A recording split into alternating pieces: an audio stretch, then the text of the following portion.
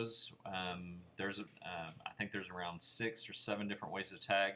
Whatever you end up using to start will be what you end up using probably for the rest of your life or as long as Lightroom's around. I prefer what we talked about, 1, 2, 3, 4, 5, in order to do the stars. That's really easy. You don't have to worry about um, colors or flags or anything like that. But just let you know, just gonna walk through all the different ways of tagging. Now I've already imported lesson 4 in here. So okay, as it explains in the book, there's you have your files over here. Now, when you have your files all in one place, and this is basically on your hard drive. Well, it is on your hard drive. I've got all these in here. When you see them like this, that's nice and all, but what if I wanted to create another file that had these to repeat in it? Well, basically, I'm just using more memory because these are probably about 8 megs, or yeah, 8 megs a piece. And to copy in another file, you would literally be duplicating. That's what Lightroom does really well with its collections. There's a couple different types of collections. The easiest way to make a collection is just come in here and you have your file already.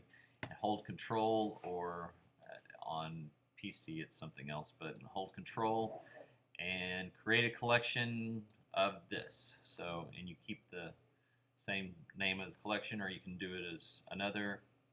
And then what it does is it moves this down here. And so these aren't duplicates. This is the same file as wherever it went.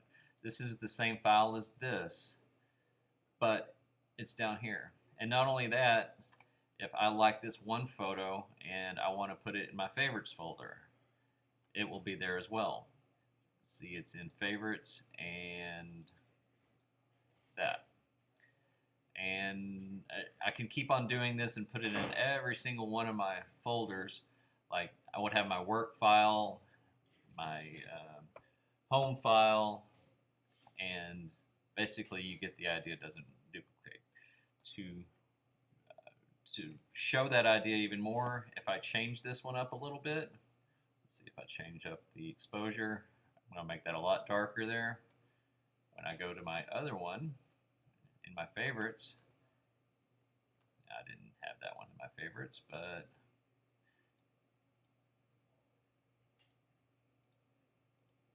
let's get a little more precise.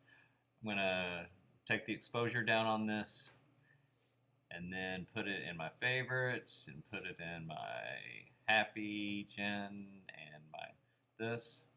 So we're going to see Happy Jen. See how it's darker already? It's darker already. Well, if I come back to the original, where's the original of that little girl? Come back to the original and turn it way up. I'm going to go back here to Happy Jen, and it's turned way up there.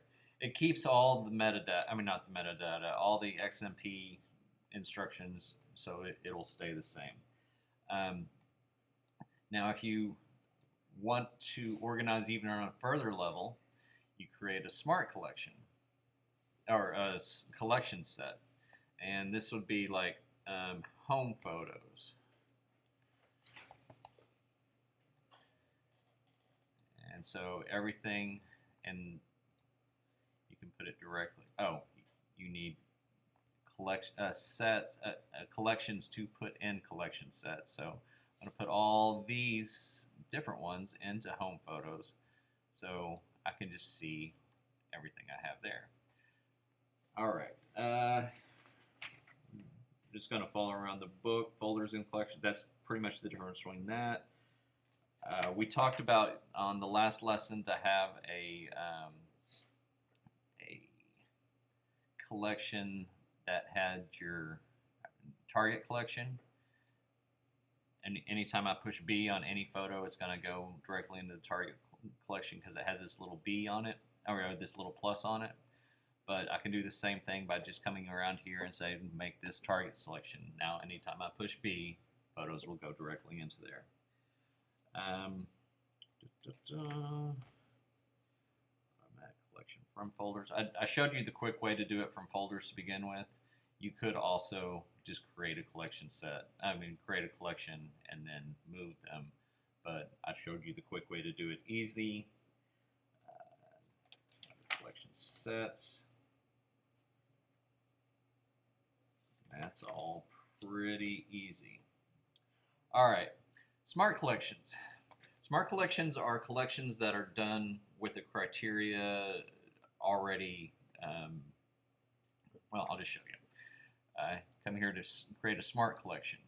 What you want to do with this is, let's say I have 10,000 photos in here and I've shot them all over the world and I've got different ratings that I've already done on all of them. I have them tagged different colors. I've have some of them flagged.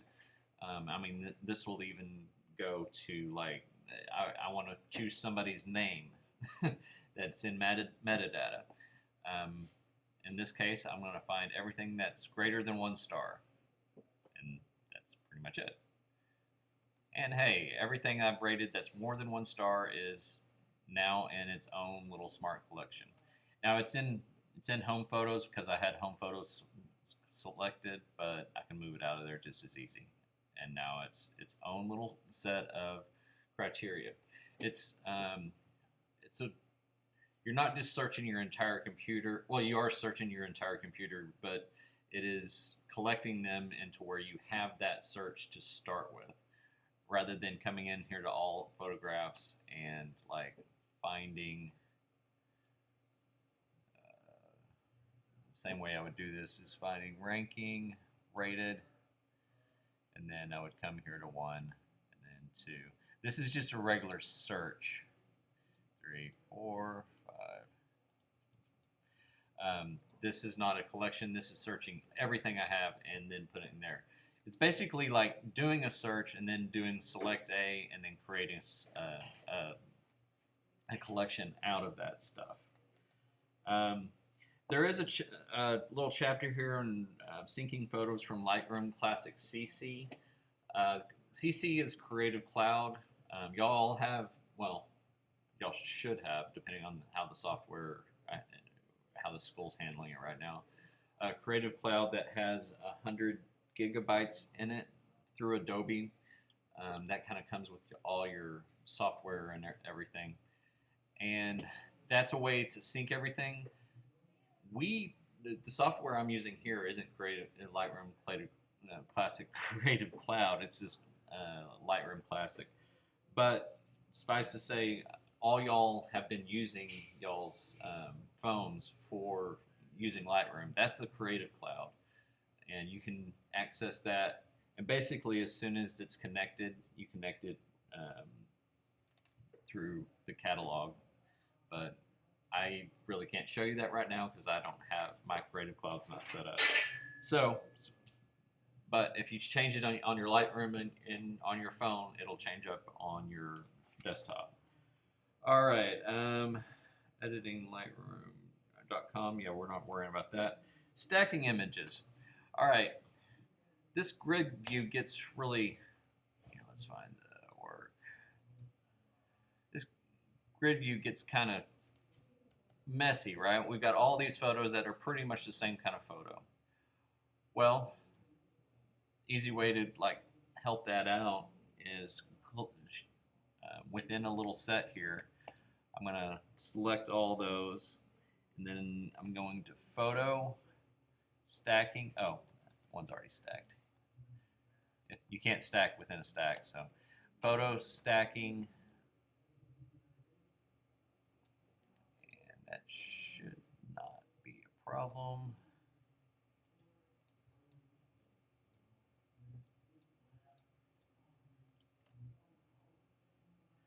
Photo stacking, for some reason it's not wanting to do this. So let me figure this out real quick. It's because it's in a smart collection. I want to stack all these and just see photo stacking. Group in one stack. Well, once they're stacked, you can see them, and all you have to do is just click this little icon here, and it'll unstack them. Pretty easy. Other than the fact it wouldn't do it in on the smart collection. It's probably because I have it more stacked already. But all right, keyword tags. It's sort of the same as everything else. We have. Let's go to some of the photos here. Smart collections. All right. None of these have keywords. Let's go to the summer Gen Utah. Here, I'm just going to add all these folders into a folder collection. Create collections from all those. So now all these are going to be here. And I'm just going to put them all in summer.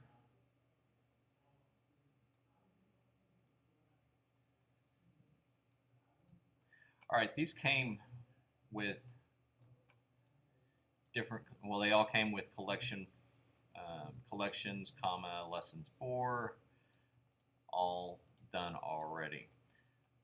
Let's add some more different ones. Times Square, put that in summer 2.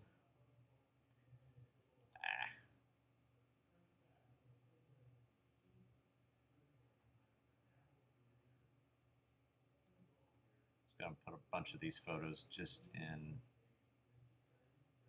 Oops.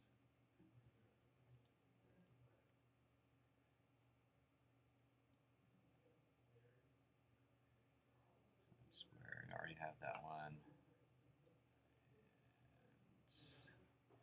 And those in summer. So we have all these in summer, and they're all labeled lesson 4. Well, some of them aren't even labeled lesson 4, but these keyword tags are another way to find things. I mean, I think y'all get the idea, but if I just put all these here and say, hey, these are now Statue of Liberty.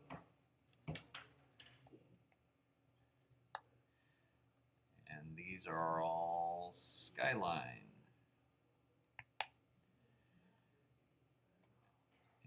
And I'm just going to add these as Skyline as well, since I have this already. See, it added it to it. If I'm using this different collection set or keyword suggestions, see how it has a little asterisk there? That means it's different, that they're all different from each other. But if I push Skyline, it just adds this to each one of these. And let's call this girl Kara. She looks like a Kara, right? All right, and then once again, all you got to do is search for, I just want Kara. And there's Kara. Or statue. There's the statue. Simple enough. It sort of works the same as as I showed you earlier, searching for the different kind of stars, but here you go. I want to see everything that is that, or there is no stat in Kara that is that, but here we go. I didn't show you all flags because I don't ever see a reason to have a flag. This is just another way to mark things. Little flags up here, and there's 3 versions of flags, or the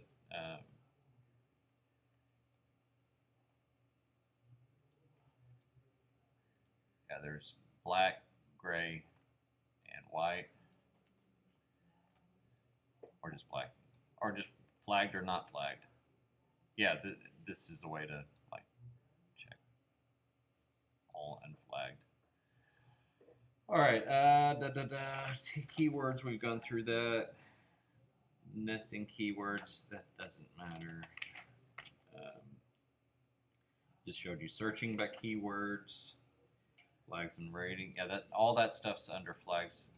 You can search these together or separate.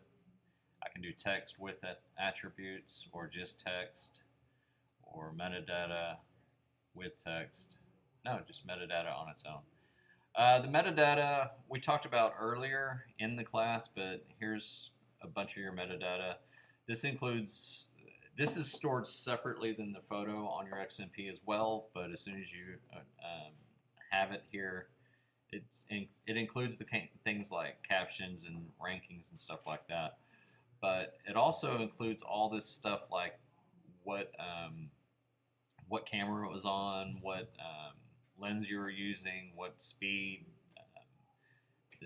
That's the reason I can tell if y'all spend time on your photos because I can look exactly where and when you took all your photos and your range of different things. So here I have anything shot in August. Wow, these are some old photos. This is shot in December. Is that the same girl? No, maybe. I don't know. Yeah, it does look like the same woman. All right, and simple enough, you can see all the photos that were shot with different things at different times. Simple enough to search. All right, color ratings, we did those in the last class as well. The cool thing here, let's get rid of this.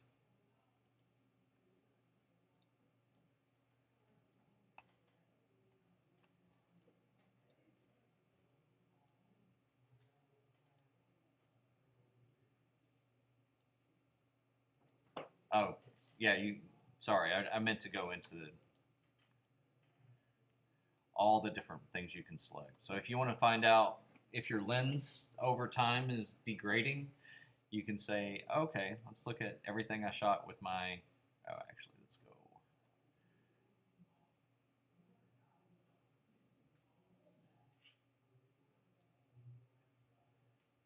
Everything that I shot with my 24-70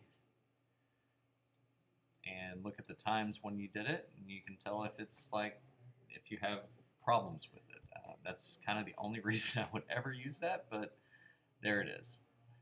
All right, camera info, flag, rated, unrated, da, da, da, da. All right, one of the neat ways to tag things is through this little paintbrush here. The way it works is, here, let's just go into all summer again with text off, data off. No, okay, this is all the photos again in this selection. Let's say I'm just looking through here and I just want to tag a few, and I click this, and then I come in here and I could put keywords on it just by saying, okay, this is portraits. So everything I click now, portrait, portrait, portrait, portrait, portrait, portrait. And then I can also change this to, I'm going to put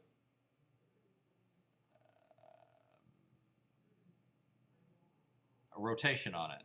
This is a really easy way to rotate things. Rotate, rotate, rotate. Kind of fun.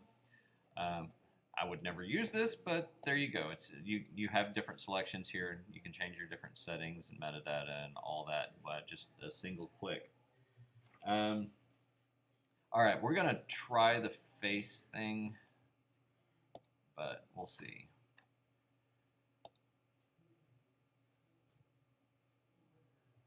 It's indexing. Oh, it's working. It didn't work earlier.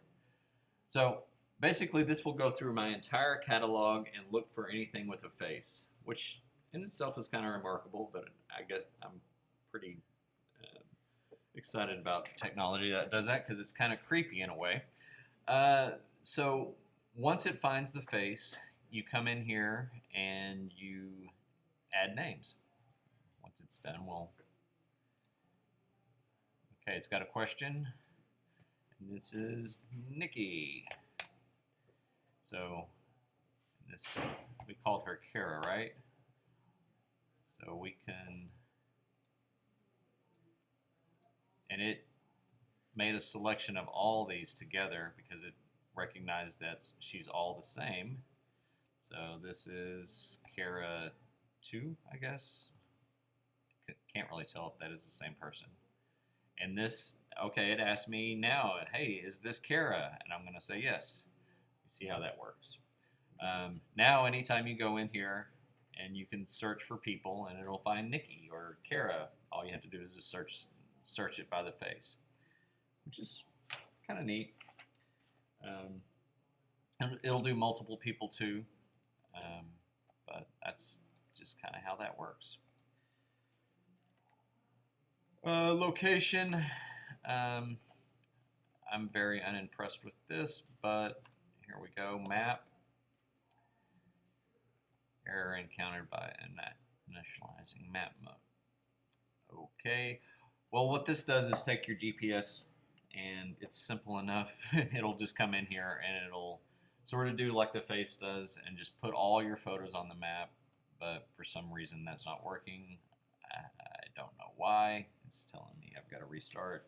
I'm not going to mess with it right now. There's not really...